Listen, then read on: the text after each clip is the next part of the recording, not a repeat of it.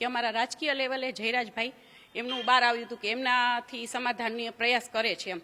તો હું પણ આ જયરાજભાઈને એટલી એક વિનંતી કરીશ કે જયરાજભાઈ અમારી સાથે રહે અત્યારે, અને જયરાજભાઈની રાજકીય પક્ષે જેટલા પણ ભાઈઓ અને બહેનો છે તો પહેલાં આપણો સમાજ છે, સમાજથી આપણે છીએ, બરાબર છે. તો એમાં જે સમાધાનનું જે એવું કહેવામાં આવશે કે ભાઈ રૂપાલાભાઈ હજી પણ માફી માગી લે જાહેરમાં આવીને, સમાજ સ્વીકાર્ય નથી. આજે હું કહું જયરાજભાઈ કે અન્ય કોઈ વ્યક્તિ, 4-5 વ્યક્તિઓથી આ સમાધાન નથી થવાનું. આખા સમાજનો પ્રશ્ન છે, એટલે સમાજ એકદમ અત્યારે ગુસ્સામાં છે અને આક્રોશ છે કે ભાઈ બેનું દીકરીઓનો પ્રશ્ન છે. તો ક્ષત્રિય સમાજ કોઈ દિવસ ઝૂકો નથી, ઝૂકે નહીં, અને આ વખતે સમાધાનની કોઈ ઓલી છે જ નહીં. આ વખતે રૂપાલાભાઈની ટિકિટ રદ જ થવી જોઈએ, એટલે એ સમાધાન કોઈ પણ હદે કંઈ એવું થશે તો સ્વીકારાશે નહીં, અને કોઈ પણ માની અમે નહીં, કોઈ પણનું માન અમે નહીં રાખીએ, બેનો તો નહીં જ રાખીએ. ખાસ કરીને આજની જે બેઠક મળવાની છે, આ બેઠકની અંદર વાત કરવામાં આવે તો સાંસદ સભ્ય હાજર રહેવાના છે, સાથોસાથ ક્ષત્રિય સમાજના જે ધારાસભ્યો છે, પછી તે લીંબડીના હોય કે અબડાસાના હોય, શું કહેશો? આ તમામ હાજર રહેવાના છે અને ક્યાંક ને ક્યાંક ઘીના ઠામમાં ઘી પડે તે પ્રકારનું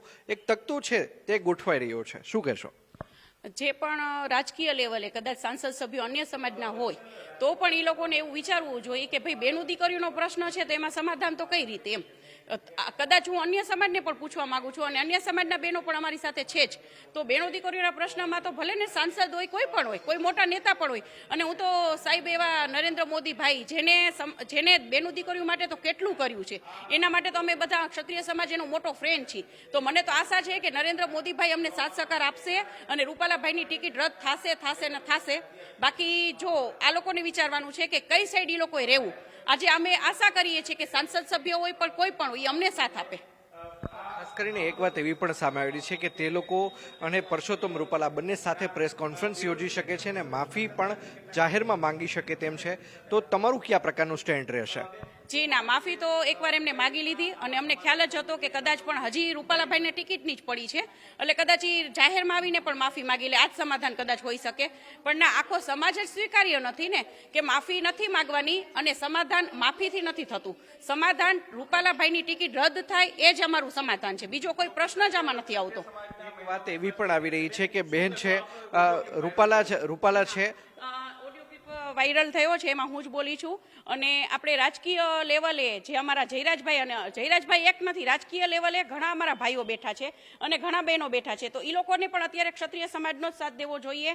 કે ભલે આપણે એમ નથી કહેતા પાર્ટીનો તો ક્યાં ક્ષત્રિય સમાજ વિરોધ કરે છે, એવી પણ અફવાયું ફેલાણી છે, અને એવી પણ અફવાયું ફેલાણી છે કે ક્ષત્રિય સમાજ ટિકિટ માટે ના, સેજે નહીં. અત્યારે ટિકિટનો કોઈ પ્રશ્ન જ નથી. અત્યારે પ્રશ્ન બેનું દીકરીઓની આબરૂનો છે, ઇમેજનો છે, એટલે એ ન હોવો જોઈએ. અને આમાં સમાધાન કોઈ પણ લેવલે કોઈ પણ 5 વ્યક્તિ કરી જ નથી શકતા. આખા સમાજનો પ્રશ્ન છે, અને આખા સમાજમાં જે પણ થશે એ જાહેરમાં આવીને માફી માંગશે ને તો પણ આખા સમાજની ના જ છે. આપ પણ ભાજપનો ખેસ પહેરો છે, આપ પણ ભાજપમાં છો, શું કહેશો? ભાજપના જ ઉમેદવાર છે, હવે તમે તેમની ટિકિટ રદ થવી જોઈએ આવી માંગ તમે જ કરી રહ્યા છો.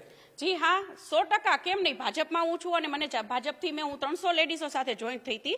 ભાજપને ના કોઈ લેવા, અમે વ્યક્તિગત રૂપાલાભાઈનો વિરોધ કરીએ છીએ, ભલે ભાજપ પાર્ટીમાં હોય. હું તો એ પૂછું છું ભાજપ પાર્ટીમાં અન્ય બહેનોને અને અન્ય ભાઈઓ છે તો એ લોકોને પણ એ જ પ્રશ્ન પૂછીશ કે કદાચ તમારા બહેનો વિશે, તમારા સમાજના બહેનો વિશે આ બોલ્યા હોત તો શું તમે રૂપાલાભાઈને એક્સેપ્ટ કરત?